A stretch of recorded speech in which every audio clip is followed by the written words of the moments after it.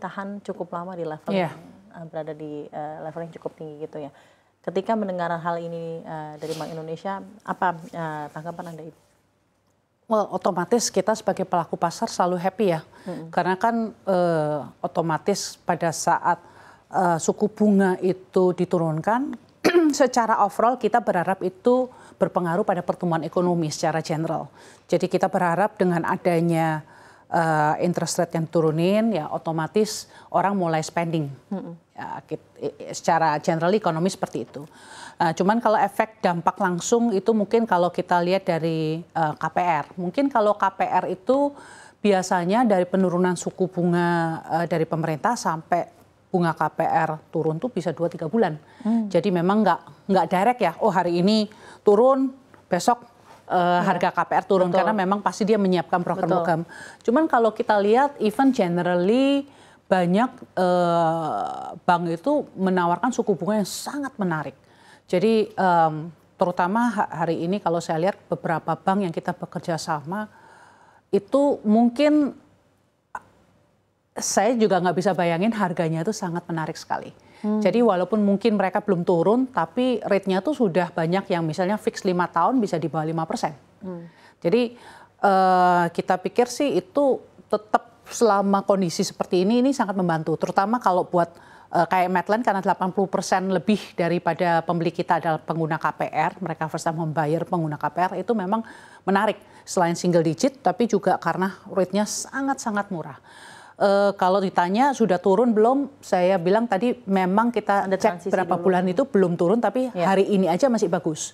Saya cek hari ini per Juli ini mungkin Bank Mandiri ada turun sedikit per hari ini. Tapi yang lain saya lihat belum.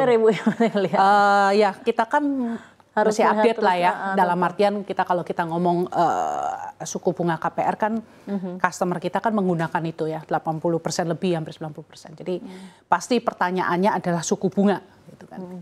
Berarti kan sebenarnya ada mix sentimen Ibu ya di half two ini ya. Itu adalah suku bunga yang lebih rendah tapi PPNDTP di 50% gitu ya Bu ya. Jadi tapi kan, PPNDTP 50% adalah sesuatu yang boleh dibilang langsung nilainya besar. Itu kan kalau misalnya penurunan suku bunga tuh mekanismenya nggak langsung satu, dan kedua juga itu kan cicilan yang kecil. Betul. Tapi kalau yang ini kan berpengaruh terhadap total nilai loan. Betul. Jadi kan otomatis cicilan tadi turun, misal turun 1/4%, itu turunnya nggak signifikan dibandingin dengan 50% tadi.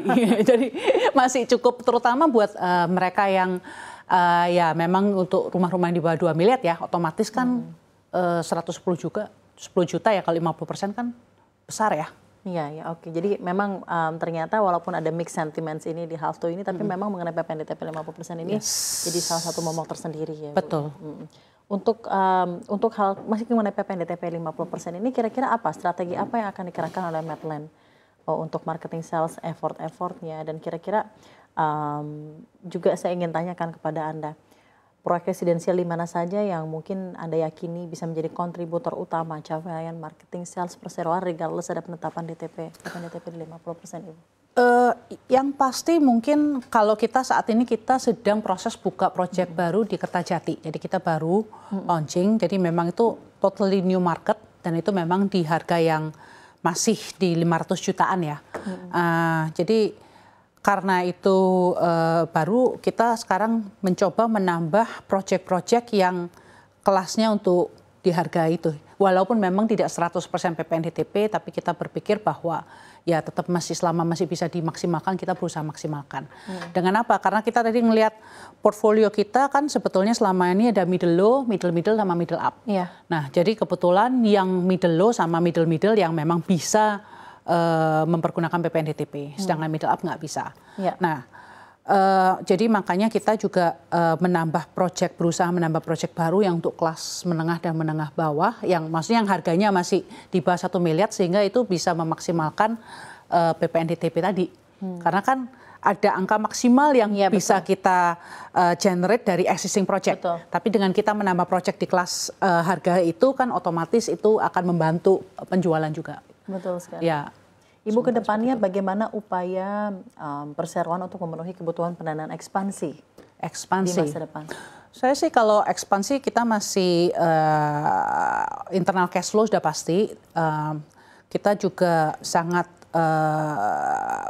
saat ini kita menggunakan bank financing ya. Kebetulan rate kita masih cukup menarik, jadi kita masih akan menggunakan bank financing saat ini. Dan selama ini untuk Medline Tbk sendiri, mostly apalah persentase dari pendanaan bank financing? Antara bank financing sama internal cash flow. Internal cash flow. Antara dua itu. Kita memang tidak menerbitkan bond, tidak menerbitkan yang lain karena kebetulan kita menjalin hubungan cukup baik sehingga kita punya rate masih cukup menarik ya. There's no point for us to get bonds atau apapun hari ini. Oke, Ibu Olivia, untuk project development yang saat ini tengah berlangsung dan mungkin akan berlangsung dalam beberapa waktu dekat ke depannya, apa saja Bu dari Medline Tbk? Wah, kalau kita existing sekarang mungkin ada 20-an project ya. Dari landed residentials kita ada mungkin 8 residentials across, mungkin kalau satu-satu banyak. Kita ada 6 hotel, tapi 6 hotel ini sekarang kita juga ada tambahan 2 construction yang baru. 2 construction yang baru ini jadi nanti akan jadi 8. Terus kita juga ada sekitar 3 mall besar dan 2 mall kecil, dan kita lagi sedang bangun 3 mall kecil lagi yang maksudnya yang lebih ke arah commercial center lah seperti untuk itu. Geografisnya di daerah mana saja Ibu? Kita mostly Jabodetabek. Cuman kita memang kalau untuk hotel kita memang ada di Ubud sama di Seminyak. Terus kemudian kita juga hotel yang akan kita mulai lagi ini ke depan itu ada di Manado, di Tomohon.